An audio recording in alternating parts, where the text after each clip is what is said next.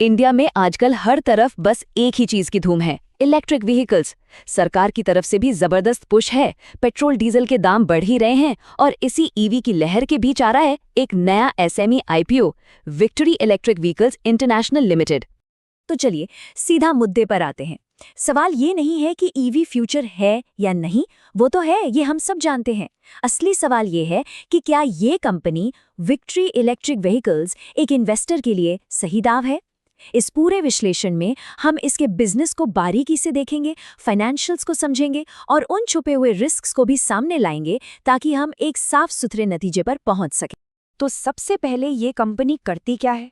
देखिए, EV market में भीड़ बहुत है, तो विक्ट्री इलेक्ट्रिक व्हीकल्स इस भीड़ में अपनी जगह कैसे बना रही है, चलिए समझते हैं। तो इनका फोकस एकदम क्लियर है। ये लोग पैसेंजर और कार्गो वाले इलेक्ट्रिक 3 व्हीलर्स पर ध्यान दे रहे हैं। मतलब इनका मेन टारगेट है लास्ट माइल डिलीवरी को इलेक्ट्रिक बनाना। सोचिए, ई-कॉमर्स डिलीवरी वगैरह। इनका बिजनेस 12 से ज्यादा राज्यों में तो फैला है, लेकिन हाँ, एक बात नोट करने वाली है कि अभी तक पैन इंडिया लेवल पर इनकी पकड़ नहीं बनी है। अच्छा, किसी भी कंपनी को समझने के लिए ना उसकी इंडस्ट्री को समझना बहुत जरूरी है। ईवी सेक्टर की बात करें तो इसमें प्लस पॉइंट्स तो बहुत हैं, जैसे सरकार की तरफ से फुल सपोर्ट है, ई-कॉमर्स बढ़ रहा है। लेकिन सिक्के का दूसरा पहलू भी है। चार्जिंग का इंफ्रास्ट्रक्चर अभी भी कमजोर है और कंपटीशन बहुत ज्यादा है, खासकर छोटे अनऑर्गेनाइज्ड प्लेयर्स से। तो एक एसएमई कंपनी के लिए ऐसे माहौल में टिके रहना और आगे बढ़ना ही सबसे बड़ा चैलेंज है। चलिए अब सीधे आईपीओ की डिटेल्स पर आते हैं। इन्वेस्टर्स के लिए क्या ऑफर किया जा रहा है, देखते हैं। तो नंबर्स कुछ ऐसे हैं। इशू का साइज करीब 40.66 करोड़ रुपए का है। प्राइस है 72 रुपए प्रति शेयर। और क्योंकि ये एक एसएमई आईपीओ है, तो आपको एक लॉट में 1600 शेयर्स खरीदने होंगे। इसका मतलब है कि मिनिमम इन्वेस्टमेंट लगभग 1.25 लाख रुपए का बैठेगा। याद रखिएगा, एसएमई आईपीओज में रिस्क और वोलेटिलिटी दोनों ज्यादा होते हैं। यहाँ एक बहुत बड़ा प्लस पॉइंट है। ये आईपीओ 100% फ्रेश इशू है। आसान भाषा में, कंपनी के मालिक यानी प्रमोटर्स अपना एक भी शेयर नहीं बेच रहे हैं। सारा का सारा पैसा सीधा कंपनी के पास जाएगा उसकी ग्रोथ के लिए। ये दिखाता है कि प्रमोटर्स को अपनी कंपनी पर पूरा भरोसा है। अब आते हैं इस पूरे विश्लेषण के सबसे जरूरी हिस्से पर, कंपनी के फाइनेंशियल्स। और यहाँ कहानी में एक मजेदार ट्विस्ट है। सब कुछ 2 नंबर्स के आसपास घूम रहा है। पहला नंबर है रेवेन्यू, यानी कंपनी की कमाई। फाइनेंशियल ईयर 24 में कंपनी ने 48 करोड़ का रेवेन्यू किया। अब चिंता की बात यह है कि ये पिछले साल के मुकाबले बिल्कुल फ्लैट है, मतलब टॉपलाइन ग्रोथ रुकी हुई है।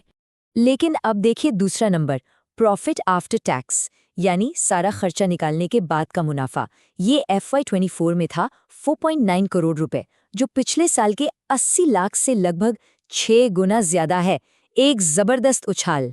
तो सवाल उठता है ना कि भाई अगर सेल्स बढ़ी ही नहीं तो ये मुनाफा आसमान से कैसे आ गया?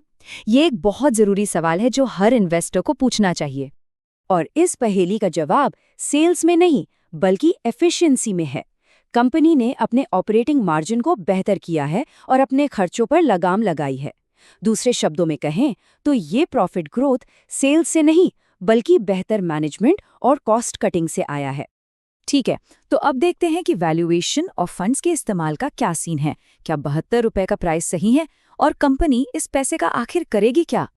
देखिए, इसका पीई रेशियो दूसरी एसएमई ईवी कंपनियों जैसा ही है, उसमें कोई बड़ी बात नहीं। असली प्रॉब्लम ये है कि कंपनी की फ्यूचर ग्रोथ का रास्ता साफ साफ दिखाई नहीं दे रहा। और जब ग्रोथ का अंदाजा लगाना ही मुश्किल हो, तो आज की कीमत पर पैसा लगाना थोड़ा रिस्की तो लगता ही है। आईपीओ से जो पैसा आएगा वो वर्किंग कैपिटल, मैन्युफैक्चरिंग को बढ़ाने और दूसरे कॉर्पोरेट कामों के लिए इस्तेमाल होगा। जैसा हमने पहले कहा, कोई प्रमोटर एग्जिट नहीं है, जो एक पॉजिटिव बात है। और हाँ, कंपनी इस पैसे से कोई कर्ज नहीं चुका रही, जो कि एक न्यूट्रल पॉइंट है। ओके, अब हम उस सेक्शन पर हैं जहां आपको सबसे ज्यादा ध्यान देना है। हर इन्वेस्टमेंट में रिस्क होता है और यहाँ ये जानना बहुत जरूरी है कि वो रिस्क्स आखिर हैं क्या। तो रिस्क्स को हम 4 हिस्सों में बांट सकते हैं। पहला, बिजनेस रिस्क, जैसे कि इनके प्रोडक्ट्स दूसरों से बहुत ज़्यादा अलग नहीं है। दूसरा, फाइनेंशियल रिस्क, जैसे कि रेवेन्यू का स्टेबल न होना। तीसरा, इंडस्ट्री का रिस्क, मान लीजिए सरकार की ईवी पॉलिसी बदल जाए। और चौथा, एसएमई होने का अपना रिस्क, मतलब मार्केट में कम लिक्विडिटी और ज्यादा उतार चढ़ाव। इन सब फैक्टर्स को मिलाकर जो एक लाइन में बात निकल कर आती है वो साफ है, ये आईपीओ हाई रिस्क कैटेगरी में आता है। इसे बिल्कुल भी हल्के में नहीं लिया जा सकता। तो इन सारी बातों के बाद आते हैं फाइनल फैसले पर, अप्लाई करें या अवॉइड। हमने इसे इन्वेस्टर प्रोफाइल के हिसाब से बांटा है। देखिए, जो लोग सिर्फ लिस्टिंग गेन्स के लिए अप्लाई करना चाहते हैं उनके लिए साफ साफ अवॉइड है। जो हाई रिस्क इन्वेस्टर्स हैं और ईवी की कहानी में लंबे समय के लिए यकीन रखते हैं वो सावधानी के साथ अप्लाई करने का सोच सकते हैं, और जो सेफ या कंजर्वेटिव इन्वेस्टर्स हैं उन्हें इससे दूर ही रहना चाहिए। तो निचोड़ ये है कि ईवी सेक्टर में दम है, इसमें कोई शक नहीं, लेकिन ये जरूरी नहीं कि इस सेक्टर की हर कंपनी ही विनर बनेगी। यहाँ इन्वेस्टमेंट एक फ्यूचर थीम पर तो है, लेकिन उस थीम को हकीकत में बदलने का यानी एग्जीक्यूशन का रिस्क बहुत ज्यादा है। तो हम आपको इसी सवाल के साथ छोड़ते हैं। ईवी सेक्टर में विनर्स तो होंगे ही, लेकिन सवाल ये है कि उन्हें बहुत देर होने से पहले पहचाना कैसे जाए। ये वो सवाल है जो हर इन्वेस्टर को खुद से पूछना चाहिए।